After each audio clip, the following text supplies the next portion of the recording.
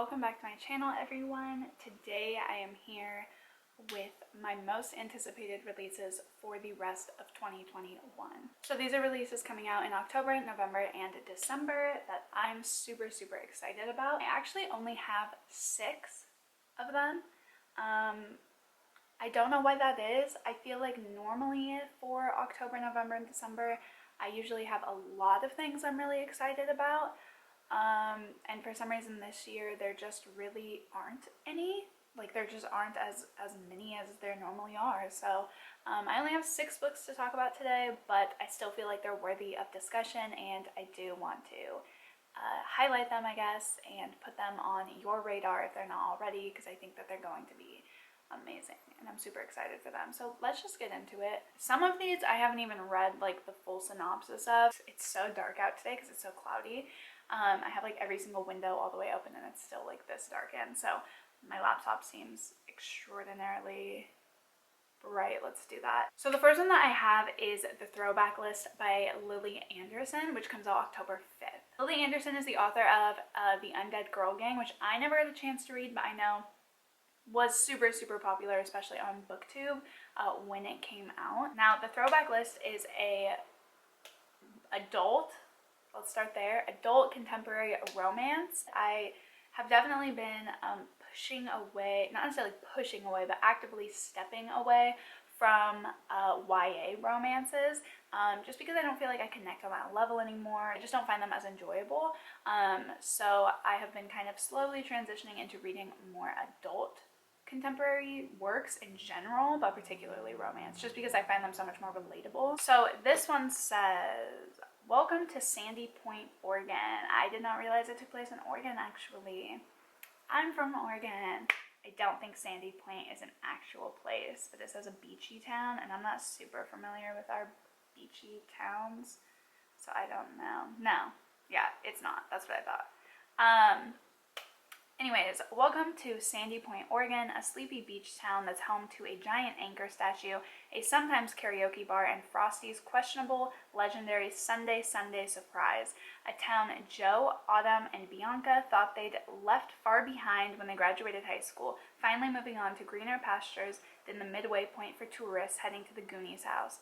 That is true, though. Like a lot of people, that's definitely a really big tourist spot in Oregon. When Jo finds an old bucket list in her childhood bedroom, it sets the 3 women on a path that brings them closer to one another with each task, and it might lead to a life none of them could have planned. So it's pretty much about these 3 women who go back and complete like their high school bucket list.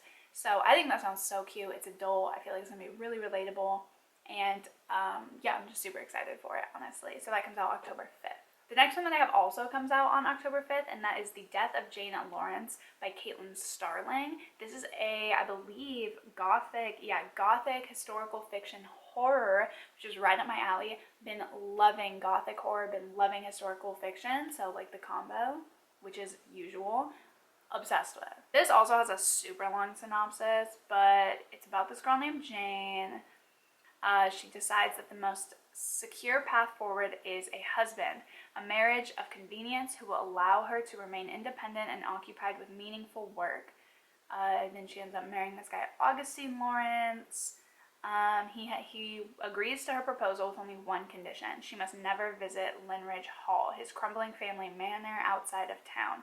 Yet on their wedding night, an accident strands her at his door in a pitch-black rainstorm, and she finds him changed. Gone is the bold, courageous surgeon, and in his place is a terrified, paranoid man, one who cannot tell reality from nightmare. And then by the morning, he's himself again, but she knows something's wrong, like creepy house, gothic vibes, weird husband that you like don't really know, independent woman, yes, like this sounds like it's gonna be amazing. The cover is super sick as well, as you can see. It's just something so like gothic about it. I just really like it. So that, I believe, let me double check, is October 5th. Yep, that is also October 5th. Then October 7th, I have The Spirit Engineer by A.J. West, which is another historical fiction kind of horror mystery spooky type book. So excited for this one. 2 years after the sinking of the Titanic, high society has become obsessed with spiritualism in the form of seances, that attempt to contact the spirits of loved ones lost at sea. What? This sounds so sick. Like, seriously, this sounds so cool. Then it's about this guy named William. He's a man of science, and he's definitely skeptical, but then one night something happens. Yada yada yada. This early 20th century Gothic set in Northern Ireland contains all the mystery and intrigue one might expect from a Sarah Waters novel. Deftly plotted with echoes of The Woman in Black, readers will be thrilled to discover West's chilling prose. Based on the true story. Wait, I've never read that far. Wait. What? Based on the true story of William Jackson Crawford and famed medium Kathleen Gallagher, and with a cast of characters that include Arthur Conan Doyle and Harry Houdini, the spirit engineer conjures a haunting tale that will keep readers guessing until the very end. I did not know that was based on a true story. I already was so excited. This is probably one of my most anticipated, like, for the rest of the year, like, probably to be honest. But I didn't even know that it was based off of a true story and real people, which just makes it so much more intriguing to me. So, super excited for that one. And literally, it's only shelved, like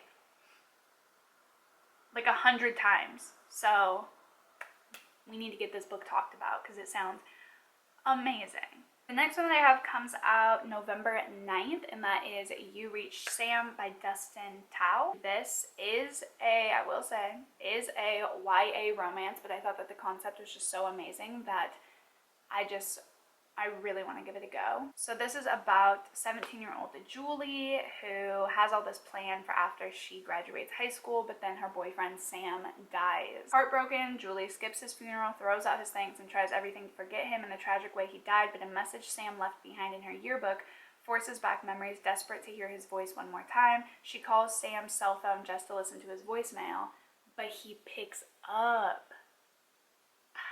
What? So she's like all sad and heartbroken. She's like, I just want to hear his voice, like your voice message system. And then it's just like, hello? What? Ugh, that's crazy. Ugh, I would trip out. So anyways, yeah, it's just contemporary YA romance, but really handles grief, I believe. A little bit of like fantasy in there, and just so excited for this one. The next one I have comes out November 16th, and that is Tidesong by Wendy Xu. This Wendy Xu is the one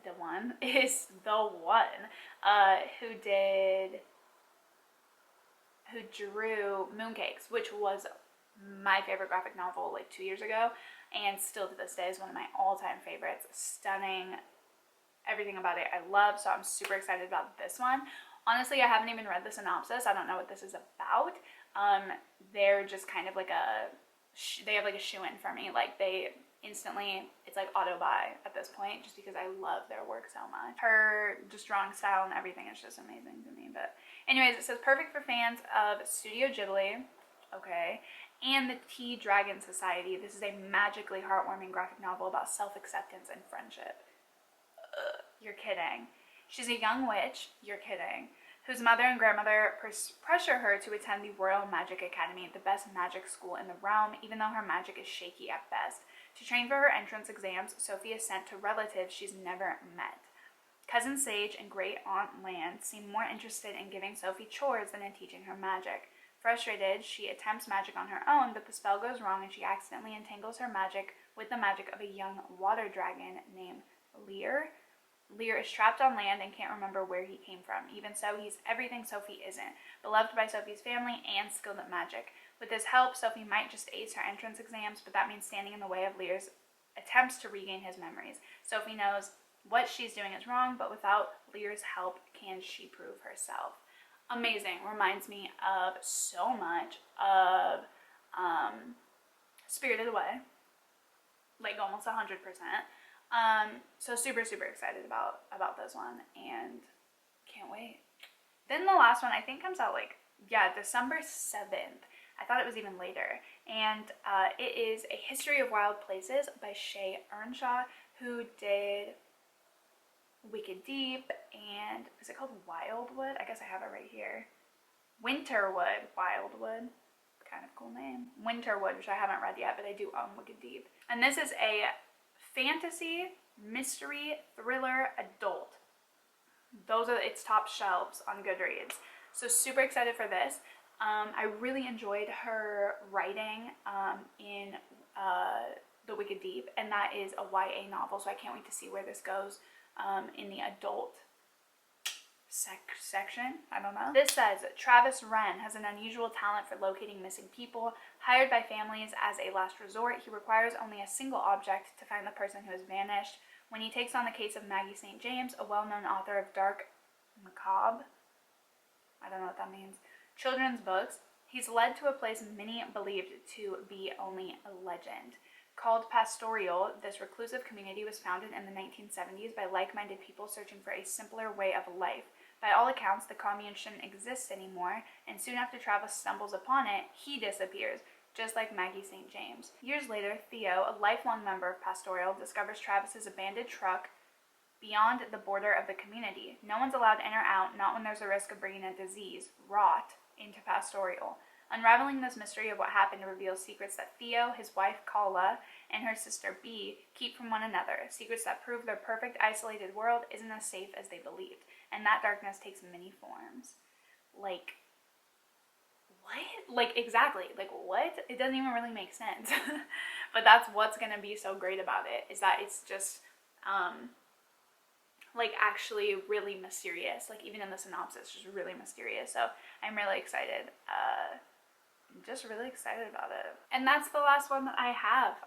So those were all the books that I am most excited for. My most anticipated releases for October, November, and December.